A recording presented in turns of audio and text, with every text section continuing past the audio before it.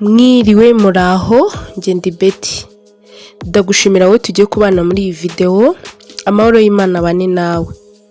Uyu munsi abakunzi b'amazina yo muri Turukiya cyangwa se abayisilamu muri rusange nabazaniye amazina meza wakwita umwana w'umuhungu cyangwa se uw'umukobwa, amazina aturuka muri Turukiya. Ni mukanya. Betty Vlog 1.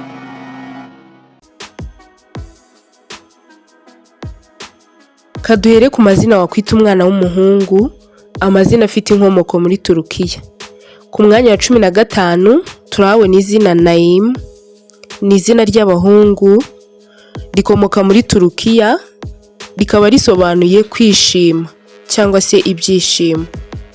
Ku mwanya wa 14 turahabona izina Metehan, ni izina ry'abahungu, rikomoka muri Turukiya, rikaba risobanuye gukomera. Ku mwanya wa 13 ku mazina y'abana b'abahungu, amazina afite inkomoko muri Turukiya, turahabona izina Selim, ni izina ry'abahungu, rikomoka muri Turukiya, rikaba risobanuye amahoro.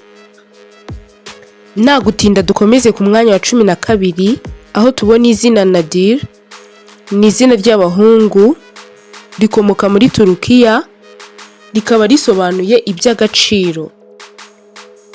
Ku mwanya wa 11 turahabona izina Nihar, ni izina ry'abahungu, rikomoka muri Turukiya, rikaba risobanuye gutera imbere cyangwa se kwaguka.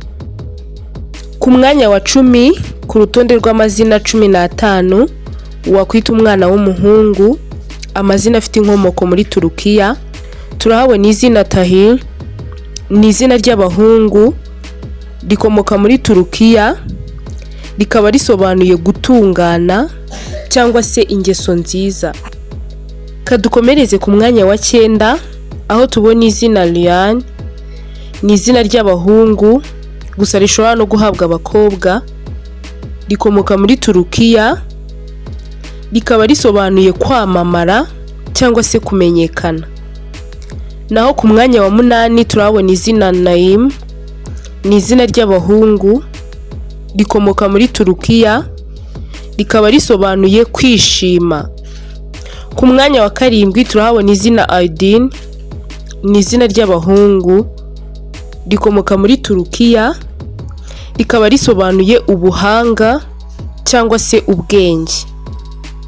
Kadukomeze ku mwanya wa 6 ku rutonde rw'amazina 15 wakwita umwana w'umuhungu, amazina afite inkomoko muri Turukiya, turahabona izina Nasir, ni izina ry'abahungu, rikomoka muri Turukiya, rikaba risobanuye ufasha cyangwa se umurinzi. Naho ku mwanya wa 5 turahabona izina Milan, ni izina ry'abahungu, rifite inkomoko muri Turukiya, rikaba risobanuye igikomangoma. Ku mwanya wa 4 ku rutonde rw'amazina wakwita umwana w'umuhungu, amazina akomoka muri Turukiya, turahabona izina Hamit, ni izina ry'abahungu, rikomoka muri Turukiya, rikaba risobanuye ishimwe rikwiye. Naho ku mwanya wa 3 tugana ku musozo turahabona izina Erhan, ni izina ry'abahungu, rifite inkomoko muri Turukiya, rikaba risobanuye umuyobozi ukomeye cyangwa se umuyobozi ufite imbaraga. Ku mwanya wa 2 turahabona izina Semir, ni izina ry'abahungu, rikomoka muri Turukiya, rikaba risobanuye umuhungu mwiza.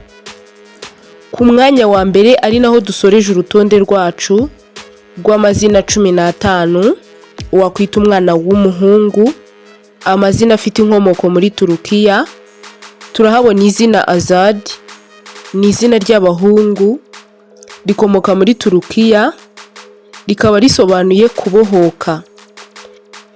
Tudatinze kadukomereze ku rutonde rw'amazina 15 wakwita umwana w'umukobwa, amazina meza akomoka muri Turukiya.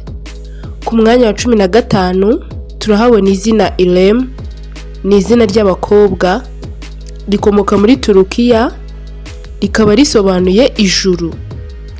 Ku mwanya wa 14 turahabona izina Selen, ni izina ry'abakobwa rikomoka muri Turukiya rikaba risobanuye inyenyeri, ryanasobanura amahoro yuzuye. Naho ku mwanya wa 13 ku rutonde rw'amazina 15 wakwita umwana w'umukobwa amazina meza afite inkomoko yo muri Turukiya, turahabona izina Feriha, ni izina ry'abakobwa rikomoka muri Turukiya rikaba risobanuye kwishima cyangwa se kunezerwa. Ku mwanya wa 12 turahabona izina Harika, ni izina ry'abakobwa rikomoka muri Turukiya rikaba risobanuye ubwiza cyangwa se umwiza, ryanasobanura igitangaza. Naho ku mwanya wa 11 turahabona izina Selma, ni izina ry'abakobwa rikomoka muri Turukiya rikaba risobanuye amahoro. Ku mwanya wa 10 ku rutonde rw'amazina wakwita umwana w'umukobwa akomoka muri Turukiya turahabona izina Nazri, ni izina ry'abakobwa rikomoka muri Turukiya rikaba risobanuye kugira ubwiza. Ku mwanya wa 9 turahabona izina Sevida, ni izina ry'abakobwa rikomoka muri Turukiya rikaba risobanuye urukundo. Naho ku mwanya wa 8 turahabona izina Hayat, ni izina ry'abakobwa gusa rishobora no guhabwa abahungu, rikomoka muri Turukiya rikaba risobanuye ubuzima.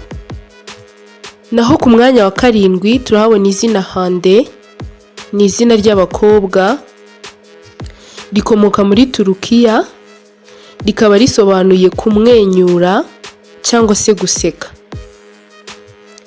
Kadukomereze ku mwanya wa 6 ku rutonde rw'amazina 15 agezweho wakwita umwana w'umukobwa amazina akomoka muri Turukiya turahabona izina Gurya, ni izina ry'abakobwa rikomoka muri Turukiya rikaba risobanuye ururabo. Dukomeje kubashimira cyane mwebwe mwakanze subscribe, muri abantu b'ingenzi cyane kuri twe. Gusa nawe utarayikanda uhawe ikaze, kanda subscribe ubane natwe umunsi ku munsi. Kadukomereze ku mwanya wa 5 aho tuhabona izina Elma, ni izina ry'abakobwa rikomoka muri Turukiya rikaba risobanuye urubuto ruryohereye. Naho ku mwanya wa 4 turahabona izina Belkis, ni izina ry'abakobwa rikomoka muri Turukiya rikaba risobanuye umwamikazi, ryanasobanura igikomangomakazi. Ku mwanya wa 3 tugana ku musozo turahabona izina Ayliz, ni izina ry'abakobwa rikomoka muri Turukiya rikaba risobanuye ubusitani bw'ijuru. Ku mwanya wa 2 hari izina Seida, ni izina ry'abakobwa rikomoka muri Turukiya rikaba risobanuye umukobwa mwiza cyane. Naho ku mwanya wa mbere ari naho dusoreje urutonde rwacu rw'uyu munsi rw'amazina y'abana b'abahungu ndetse n'ay'abakobwa, amazina wakwita umwana muri uyu mwaka, amazina afite inkomoko muri Turukiya. Ku mwanya wa mbere w'urutonde rw'amazina wakwita umwana w'umukobwa turahasanga izina Aysun, ni izina ry'abakobwa rikomoka muri Turukiya rikaba risobanuye ubwiza nk'ukwezi cyangwa se ufite ubwiza nk'ubw'ukwezi. Wakoze cyane kubana natwe, ntuzacikwe na video ikurikira. Murakoze.